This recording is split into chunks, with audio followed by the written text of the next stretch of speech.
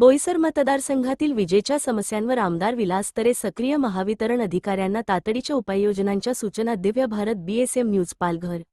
प्रतिनिधी बाळकृष्ण ढोके. बोईसर विधानसभा मतदारसंघातील शहरी व ग्रामीण भागामध्ये निर्माण झालेल्या विजेच्या विविध समस्यांबाबत आमदार विलास तरे यांनी महाराष्ट्र राज्य विद्युत वितरण कंपनी मर्यादित महावितरणचे अधीक्षक अभियंता मदन सांगळे यांची प्रत्यक्ष भेट घेऊन तातडीने उपाययोजना करण्याच्या सूचना दिल्या.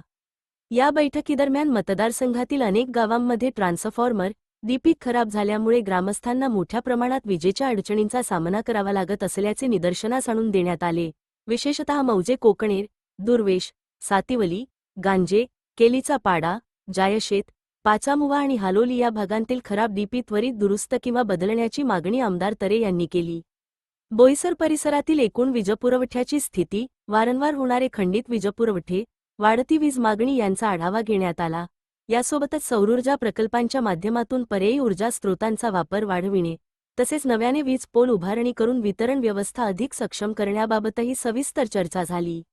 आमदार विलास तरे यांनी महावितरण प्रशासनाला स्पष्ट निर्देश देत ग्रामस्थांना अखंडित आणि सुरळीत वीजपुरवठा मिळावा यासाठी तातडीने कार्यवाही करावी तसेच प्रलंबित कामे लवकर पूर्ण करण्यावर भर द्यावा, असे आमदार तरे यांनी सांगितले. याप्रसंगी पालघर शिवसेना जिल्हाप्रमुख वसंत चव्हाण, बोईसर पंचायत समितीचे माजी सदस्य अजय दिवे, बोईसर शिवसेना शहराध्यक्ष अतुल देसाई तसेच अल्पसंख्याक विभागाचे झाकीर शेट्टी आदी उपस्थित होते.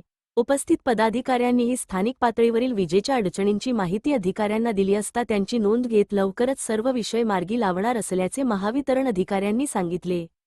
Divya Bharat BSM news Palghar. प्रतिनिधी बाळकृष्ण ढोके. मुख्य संपादक डॉ. भागवत महाले.